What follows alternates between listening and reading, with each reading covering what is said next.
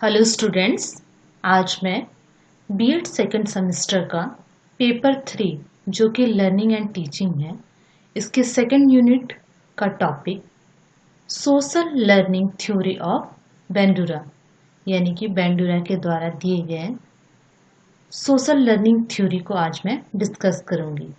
इस टॉपिक को मैं 4 पार्ट में डिस्कस करूंगी, जिसका फर्स्ट पार्ट आज मैं डिस्कस करूंगी।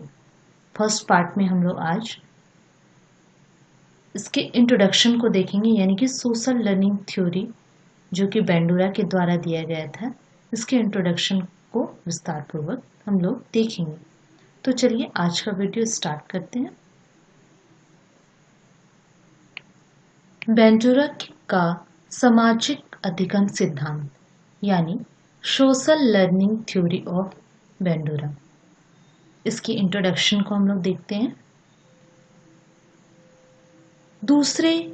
दूसरों को देखकर उनके अनुरूप व्यवहार करने के कारण अथवा दूसरों के व्यवहारों को अपने जीवन में उतारने तथा समाज द्वारा स्वीकृत व्यवहारों को धारण करने तथा अमान्य व्यवहारों को त्यागने के कारण ही यह सामाजिक अधिगम कहलाता है।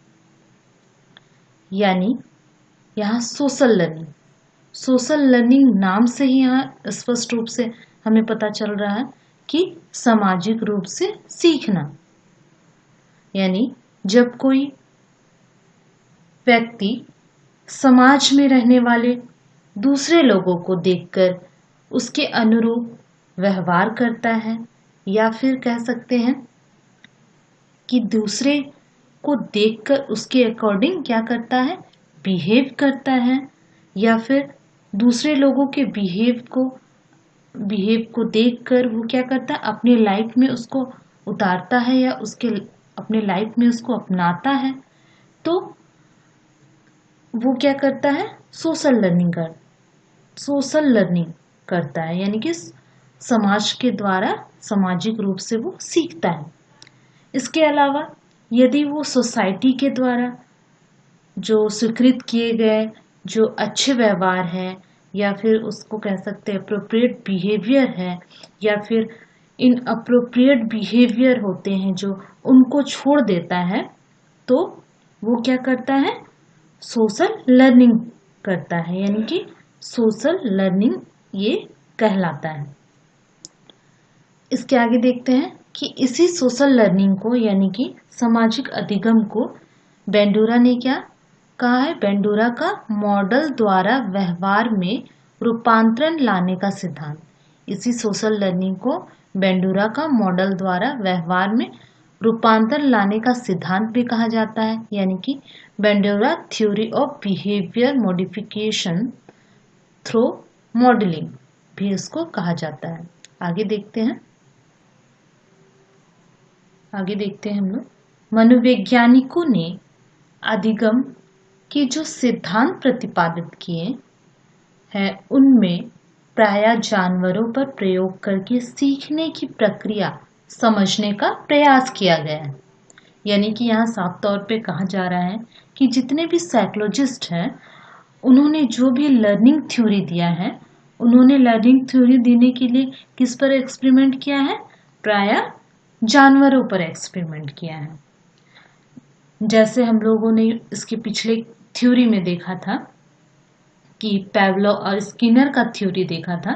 उसमें क्या देखा था कि पेवलोव ने कुत्ते पर और स्किनर जो थे वो उन्होंने चूहे और कबूतर पर एक्सपेरिमेंट किया था, और वो लर्निंग की थ्योरी को इस एक्सपेरिमेंट के जरिए वो क्या किए थे, लर्निंग की थ्योरी को समझाने का प्रयास किए थे।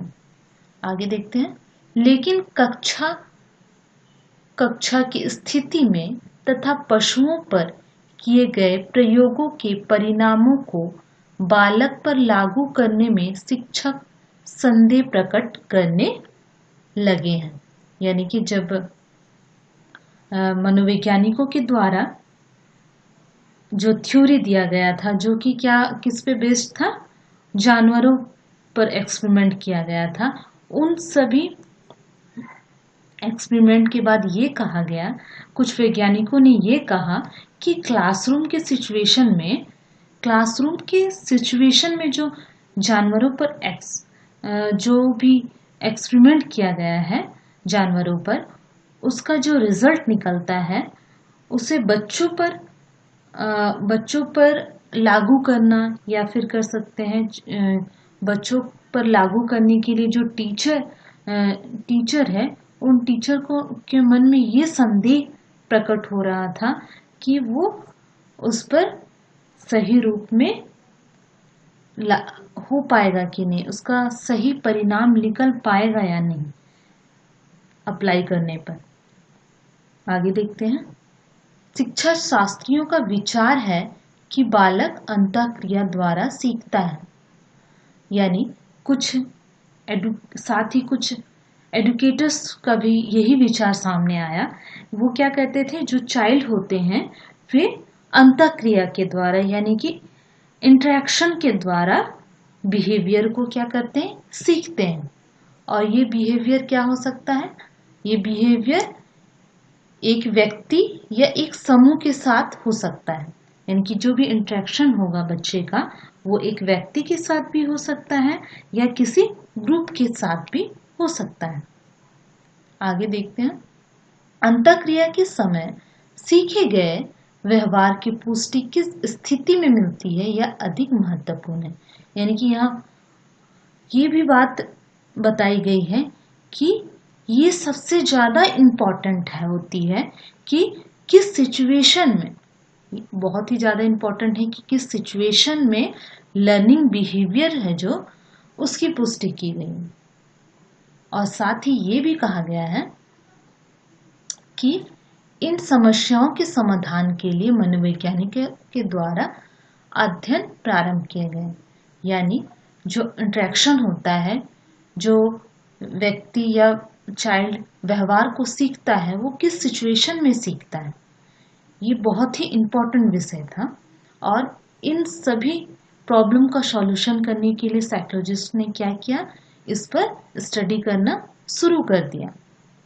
और इन सभी प्रॉब्लम का सॉल्यूशन ढूंढने के लिए, इन सभी प्रॉब्लम का हल ढूंढने के लिए साइकोलॉजिस्ट ने अध्ययन किए भी, है ना, बहुत सारे स्टडी किए बहुत सारे वैज्ञानिकों ने। और इनमें से एक कौन थे, अल्बर्ट बैंडुरा थे, यानी कि जिन्होंने इस सामाजिक मनोविज्ञान यानी कि लर्निंग थ्योरी पर क्या किया, उन्होंने स्टडी किया, यानी कि सोशल लर्निंग स्टडी करके सोशल लर्निंग थ्योरी का प्रतिपादन किया। आगे देखते हैं। अंतःक्रिया संबंधी सीखने के मार्ग को अपनाने से ही सामाजिक सीखना संबंधी सिद्धांत का निरूपण हुआ, यानी कि इस प्रकार बैंडुरा ने इंटरेक्शन यानी कि अंतःक्रिया के द्वारा सीखने से ही इस सिद्धांत का यानी कि इस सोशल लर्निंग थ्योरी का प्रतिपादन किया। आगे देखते हैं। सामाजिक जीवन में अनुकरण द्वारा सीखने का प्रचलन अधिक है, यानी कि देखा जाए तो सोशल लाइफ में जो है क्या होता है, एक दूसरे को ही देखकर सीखते हैं, बच्चे बड़े को देखकर सीखते हैं और कुछ एक दूसरे को अच्छे व्यवहारों को देखकर उससे फॉलो करते हैं। इस प्रकार क्या होता है, सामाजिक जीवन में अधिकतर अनुकरण के द्वारा ही सीखा जाता है। आगे देखते हैं। किसी प्रतिमान के व्यवहार को देखकर बालक उसका अनुकरण करके उसके साथ तादात्म्य करने का प्रयास करता है, यानी कि जो चाइल्ड है वो क्या करता है, अपने मॉडल को यानी कि अपना जिसे मॉडल मानता है, चाहे वो टीचर हो सकती है, चाहे उसके फादर हो सकते हैं, चाहे उसकी मदर हो सकती है, चाहे उसका बड़ा भाई हो सकता है, कोई भी उसका मॉडल हो सकता है। तो उसे देखकर क्या करता है, उसके व्यवहार को देखकर वो उसका अनुसरण करता है और उसके ग्रहण करने का भी प्रयास करता है। अर्थात किसी प्रतिमान द्वारा किए गए विशिष्ट व्यवहार के अवलोकन से अर्जित नवीन प्रतिक्रियाओं को ग्रहण करना ही अनुकरणात्मक सीखना कहलाता है।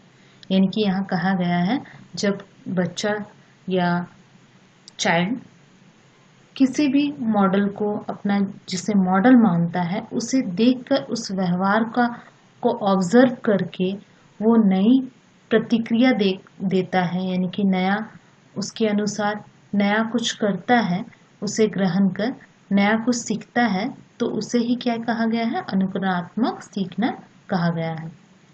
बालकों के लिए ऐसे अनुकरणीय प्रतिमान बेंडोरा के अनुसार प्रौढ़ व्यक्ति के लिए अधिक सार्थक होते हैं। यानी कि यहाँ कहा गया है कि बेंडोरा ने साफ तौर पे कहा गया है कि ये जो अनुकरणीय प्रतिमान होते हैं, जिसे फॉलो करना पड़ता है मॉडल को, उस मॉडल को फॉलो करने के लिए ये सबसे अच्छा किसके लिए सीखना होता है? अडल्ट पर्सन के लिए सीखना ये बहुत ही सार्थक होता है। आगे देखते हैं।